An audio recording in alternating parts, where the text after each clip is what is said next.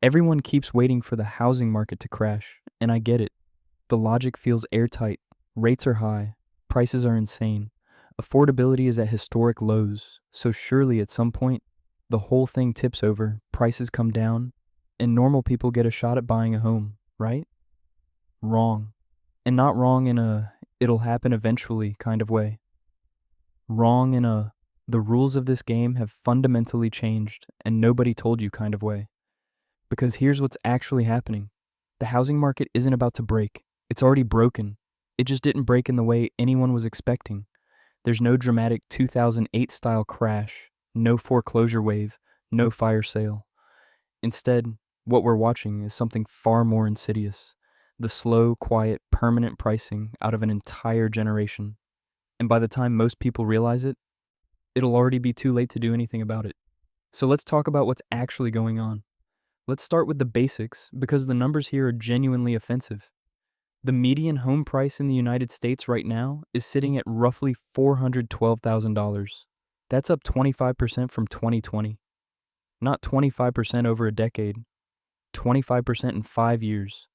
Meanwhile, the 30-year fixed mortgage rate is hovering around 6.3% in 2026, which doesn't sound catastrophic until you remember that in 2021, that same rate was 3%. And that difference, 3% to 6.3%, doesn't just feel bad. It mathematically obliterates your purchasing power. On a $400,000 home, that rate jump alone adds over $1,000 a month to your mortgage payment every single month for 30 years. So yes, home prices went up 25%, and your monthly payment went up over $1,000. At the same time, simultaneously, together, both of them, at once. And the people running for office are still out here talking about 50-year mortgages like that's a solution, and not just a longer sentence. But here's where it gets interesting, because everyone who follows housing keeps waiting for the obvious outcome. Prices have to come down eventually, right? And that's where the story gets weird, because the people who should be selling aren't selling. And that's not an accident, it's a trap that the market set for itself. Meet the lock-in effect. And no, it's not a gym class exercise. It's the single biggest reason why the housing market can stay broken indefinitely without a crash ever happening. Here's how it works. During 2020 and 2021, millions of homeowners locked in 30-year mortgages at 2.5%, 3%, maybe 3.5% if they were unlucky. And now that rates are sitting at 6.3%, those same homeowners are staring at a brutal math problem. If they sell their house and buy another one, they give up their 3% mortgage and replace it with a 6.3% mortgage on a house that's now also more expensive. That's not a trade anyone makes voluntarily, and the data backs this up in a way that should make your head spin.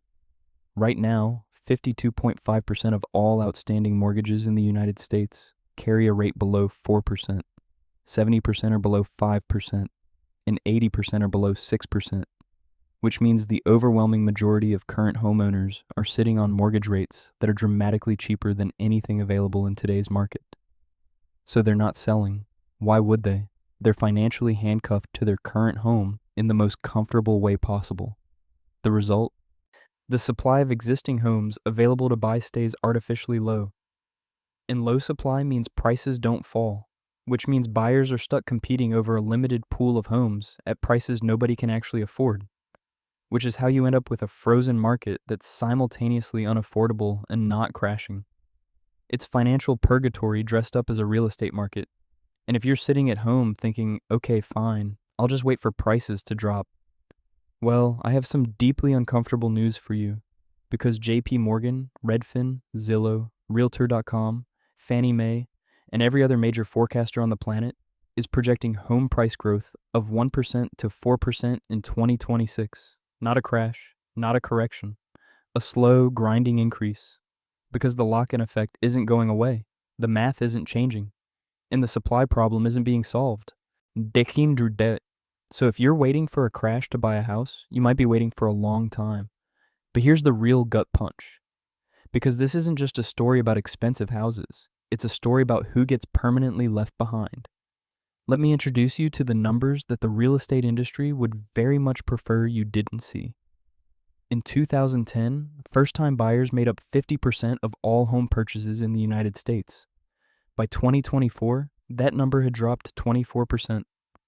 Half, cut in half, in 14 years. The pipeline of new buyers entering the housing market is collapsing, and it's doing so quietly while everyone argues about Fed policy. And it's not because young people don't want to own homes. Surveys consistently show they do. It's because the deck has been stacked against them in ways that compound on top of each other in increasingly cruel fashion. Start with student loans. Total student debt in the U.S. has increased 265% since 2006. Right now, roughly 1 million borrowers defaulted on their federal student loans at the end of last year alone, and 5 million borrowers are currently in default, with that number expected to climb.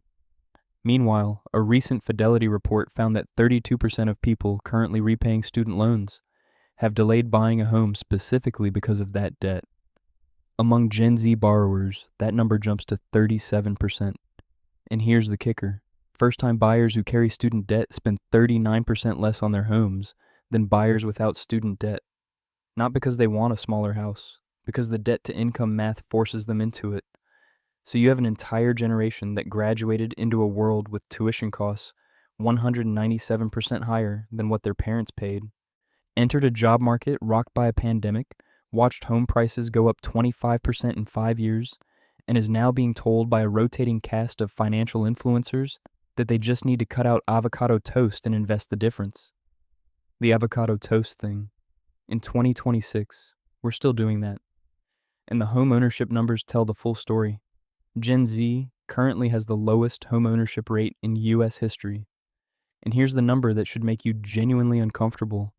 13% of millennial renters now say they believe they will never be able to afford to buy a home. Not, it'll take a few more years, never. And that number has increased by 60% in just the last few years. Think about what that actually means. America's largest generation is quietly giving up on the asset class that built most of the middle-class wealth in this country over the last 70 years. And they're not giving up because they're lazy or financially illiterate. They're giving up because the math is telling them to.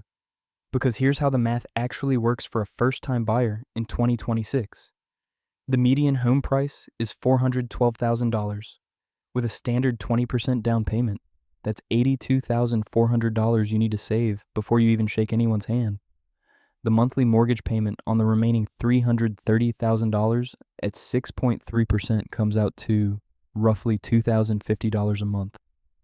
Add property taxes, homeowners insurance, and maintenance, and you're looking at somewhere between $2,500 and $3,000 a month for a median-priced home. The median household income in the U.S. is around $80,000 a year, or about $6,700 a month before taxes. Standard financial advice says your housing costs shouldn't exceed 28% of your gross income. 28% of $6,700 is $1,876, and the payment is $2,500. So by conventional affordability standards, the median home in America is already unaffordable for the median household, not borderline, unaffordable. And the solution being offered? A 0.3% drop in mortgage rates that saves you $60 a month, or a 2% increase in home prices that adds $8,000 to the purchase price. Cool. That should fix it. Now, to be fair, because we do that here, the story isn't uniformly bleak everywhere. There are pockets of relief. The Midwest is still relatively affordable. Columbus, Indianapolis, and Kansas City are seeing first-time buyer activity because prices there haven't gone completely vertical. Inventory is slowly increasing. Wages are expected to grow slightly faster than home prices in 2026, which technically improves affordability on the margin. Home builders are cutting prices and offering mortgage rate buydowns in certain markets. So if you live in a secondary or tertiary city, the picture looks a little less apocalyptic. But here's the uncomfortable structural truth that none of the soft landing takes want to address. The lock-in effect is not temporary. It doesn't go away until rates drop dramatically or until enough time passes that life events, divorce, death, job relocation, force locked-in homeowners to sell whether they want to or not. And that process takes years, not months. The student loan crisis isn't getting better. Defaults are rising, collections are restarting. Marnik in Congress just passed changes that will make student loans more expensive for future borrowers, not less. And the first-time buyer pool is not recovering on its own, when only 24% of transactions involve first-time buyers versus 50% a decade ago. The entire housing ladder gets clogged. Existing homeowners can't move up because there are fewer buyers beneath them. Builders don't build starter homes because the margin isn't there. And the people who need entry-level housing the most are competing over the smallest inventory in the market. This is the feedback loop that nobody's talking about, not because it's complicated, but because it doesn't have a clean solution that fits on a campaign poster or a 3-minute news segment. So here's the real question this video is trying to answer. Is this a temporary dysfunction that eventually resolves? Rates come down, prices correct, and the market normalizes? Or are we watching the permanent restructuring of who in America gets to own property? Because if it's the former, the advice is simple: be patient, save aggressively, and wait it out. The market will eventually unlock. But if it's the latter, if the lock-in effect becomes semi-permanent, if student debt continues suppressing the buyer pool, if builders continue avoiding starter homes because the economics don't pencil out, then what we're actually watching is the quiet creation of a permanent renter class. A generation that doesn't build equity, doesn't benefit from home price appreciation, doesn't have the single largest wealth-building tool that every generation before them relied on. And the uncomfortable answer is that the data right now points more toward the second scenario than anyone in the real estate industry wants to admit. Because when 13% of millennial renters say they'll never own a home, that's not pessimism. That's them reading the same numbers I just read you. When the first-time buyer share drops from 50% to 24% in 14 years, that's not a blip. That's a structural shift. And when JP Morgan projects 0% home price growth nationally in 2026, not a crash, not a boom, just stagnation. That's the market's way of saying it's stuck, not broken dramatically, just broken slowly, which is somehow worse. So where do you actually land on this? Because I'm genuinely curious. Do you think the housing market eventually unlocks?